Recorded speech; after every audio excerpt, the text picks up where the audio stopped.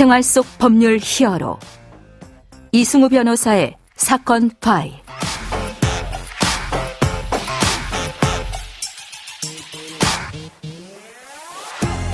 안녕하세요. 이승우입니다. 각종 사건 사고에서 여러분을 구해드리겠습니다.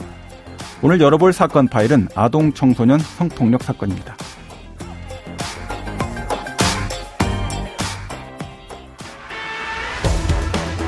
이 년 동안 10대 자매를 상대로 이른바 그루밍 성범죄를 저지른 혐의로 재판에 넘겨진 목사가 1심에서 징역형을 선고받았습니다. 사건 파일 오늘 주제는 아동 청소년 성폭력 사건 중에서도 그루밍 성폭력 사건 얘기를 좀 해보려고 합니다. 아동 청소년에 대한 성범죄는 나날이 더욱 정교해지고 있죠. 친밀감을 이용한 성범죄. 형사 전문 변호사인 김나기 변호사와 함께 알아보도록 하겠습니다. 안녕하세요, 변호사님. 안녕하세요. 김나기 변호사입니다.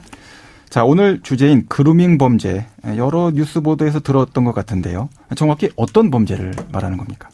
네, 그루밍은 가해자가 피해자에게 호감을 얻거나 돈독한 관계를 만들어서 심리적으로 지배를 한 뒤 성폭력을 가하는 유형의 범죄입니다. 네.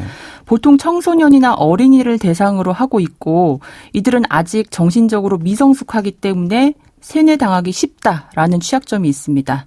따라서 자신들이 당하는 행위가 범죄라는 점을 인식하지 못하지요.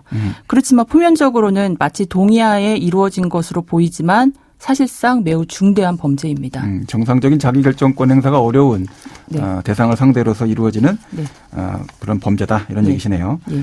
자, 그러면 이제 오늘 가져오신 사건을 직접 만나볼까요? 어떤 사건입니까? 예. 이 사건 가해자는 14세 피해 여학생과 인터넷 채팅을 통해서 처음 알게 됐습니다. 네. 채팅을 주고받으면서 서로 이제 가해자와 피해자는 호감을 서로 가지게 되었었고 이 가해자는 이 피해자와 주종 관계를 형성을 좀 했습니다. 심리적으로. 뭐 아이들끼리 자주 이런 일이 좀 벌어지나요? 예, 아무래도 조금 이제 채팅을 통해서 이제 자주 연락을 하다 보면은 그 심리적으로 좀 이런 부분들에 이제 쏠려서 발생하는 경우가 꽤 있습니다. 종종 보면 뭐 주인 노예 놀이도 있고 네. 또 어떤 거 보면 동물 놀이 같은 것들도 뭐 하고 뭐 이러는 것 같습니다. 네. 이제 놀이가 아니었던 거죠? 그렇죠. 예. 이 사건도 놀이는 아니었죠. 네. 이 가해자는 본인이 주인이다라는 인식을 피해자한테 심어주고 또 피해자는 역시 본인이 노예다라는 이런 주종 관계를 인식하게끔 서로 이제 관계가 형성이 되었습니다. 그리고 네네. 이 과정에서 이제 범행이 발생이 되었습니다. 예. 그 구체적으로 그 가해자는 그 피해 여학생이 자신의 허락 없이 새로운 계정을 만들어서 SNS에서 활동을 한다라는 점을 구실을 삼아서 네. 그 주인은 노예인 피해자에게 벌을 줄 수 있다라는 이런 이제 핑계를 댔습니다. 예. 그래서 벌을 받아야 될 거 아니냐라고 하면서 그 가해자의 집에 온 피해자로 하여금 그 주인님의 지시에 따라서 벌을 받으라라고 하면서 피해자의 신체 부위를 만지고 성관계를 하고 그리고 그 모습을 가해자의 휴대폰으로 그 피해 여학생이 직접 동영상을 촬영하도록 하였습니다. 자, 그루밍 사건 내용만 들어서는 좀 말이 좀 잘 안 되는 것 같은 이런 그런 부분들도 있는 것 같은데요. 사건, 법원의 판결은 어떻게 나왔습니까? 이 사건은 징역 5년이 선고되었습니다. 네. 그 정신적으로 성숙되지 않은 피해자의 음란물을 제작하고 성적 학대를 하였다는 점에서 죄질은 나쁘지만 범행 과정에서 가해자가 피해자를 협박하거나 폭행하였다는 정황이나 거부하는 정황은 보기 힘들고 예. 초범이라는 점 그리고 범행 당시에 19세 내지 20세에 불과한 점을 고려해서 결정을 하였습니다.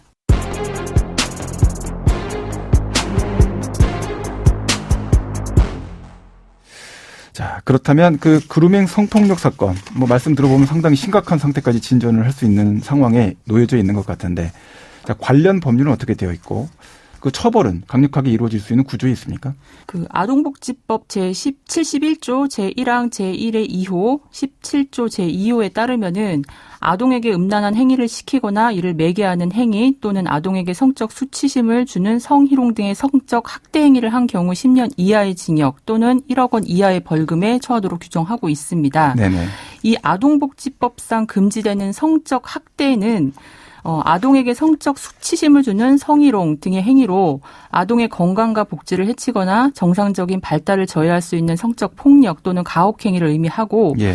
성폭력 정도에 이르지 않은 성적 행위도 성적 도의관념에 어긋나고 아동의 건전한 성적 가치관의 형성 등 완전하고 조화로운 인격 발달을 현저하게 저해할 우려가 있는 행위라면 이 성적 학대 행위에 포함을 하고 있습니다. 네, 기본적으로 이제 성적 자기결정권 행사는 미성년자의 경우에는 충분히 온전하게 행사하기가 좀 어렵다라는 예. 법적 취지가 담겨 있다 이렇게 예. 볼 수 있겠네요. 예. 근데 이 사건에서는 지금 네. 말씀드린 아동복지법이 적용이 되었습니다. 예. 근데 이 사건 발생 이후인 2019년에는 13세 이상 16세 미만 아동 청소년에 대한 간음 처벌 조항이 신설이 됐습니다. 예. 13세 이상의 아동 청소년 중에서 16세 미만인 경우 성적 행위에 대한 분별력이 완성되었다고 보기 어렵고 궁박한 상태에서 의사결정이 더욱 제약되기 때문에 이러한 사정을 이용해서 아동 청소년을 간음 추행하는 경우 처벌을 강화하기 위해 신설된 조항입니다. 네. 만약에 이 사건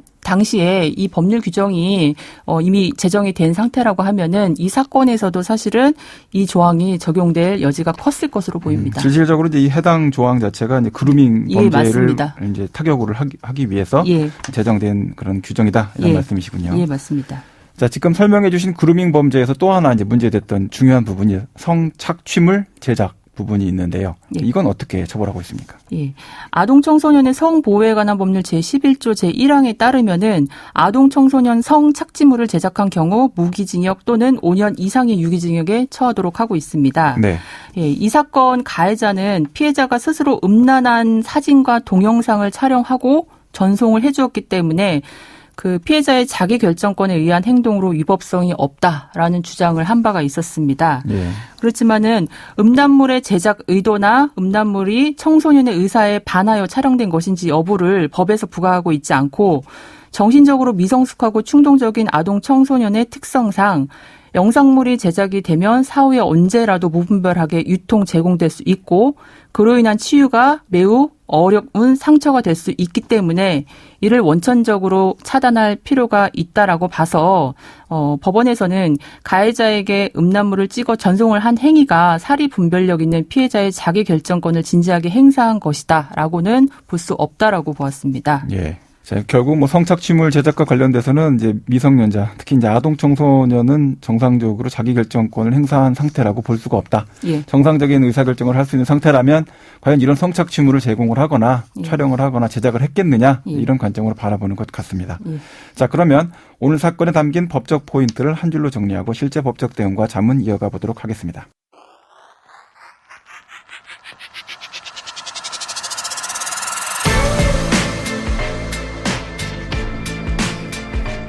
이럴 땐 법대로.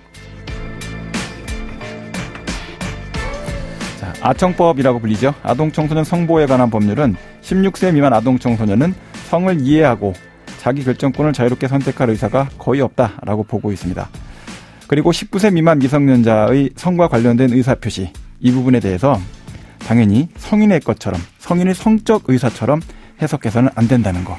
그거는 여러분들이 꼭 기억해 주셨으면 합니다. 자, 오늘 그루밍 성폭력 사건을 다뤄봤는데요. 이 범죄가 이제 SNS나 채팅 어플을 통해서 많이 이루어지고 있기 때문에 단속할 수 있는 장치나 제도가 이제 필요할 것 같습니다. 어떻습니까, 변호사님? 예, 그루밍. 즉 아동 청소년의 심리적 종속을 이용한 그루밍 성범죄에 관한 직접적인 규정은 없습니다. 예, 인터넷을 기반으로 채팅 앱, SNS 등을 통해 성적 유인이 빈번하게 이루어지고 그 규제는 적절하게 이루어지지 않고 있습니다. 따라서 정보통신망을 이용한 이러한 행위를 적발하고 처벌할 수 있는 제도가 마련되어야 하고. 네, 그래서 이제 지금 최근에 아마 도입이 됐죠. 위장수사, 언더커버로 들어갈 수 있는 형태에 예. 해당되는 도입이 되고 또 음란물 자체 이제 채팅을 통해서 음란 대화, 또는 성적 목적 유인 대화 이런 것도 이루어지면 처벌할 수 있게끔 이제 제도를 만들었는데 아무래도 이제 음란물 제작, 뭐 거래 유포 관련돼서 형사처벌하지 않더라도 예. 독립적으로 몰수하거나 예. 해당되는 경제적 이익 추징 뭐 이런 것들은 필요하지 않겠나 이런 제안들이 나오는 것 같습니다. 예, 맞습니다. 네, 자, 지금까지 이제 김나게 변호사와 함께했습니다. 오늘 말씀 고맙습니다. 예, 감사합니다. 생활 속 법률 히어로 이승우 변호사였습니다. 다음 주에도 사건에서 여러분들을 구해드릴 사건 파일 함께 열겠습니다.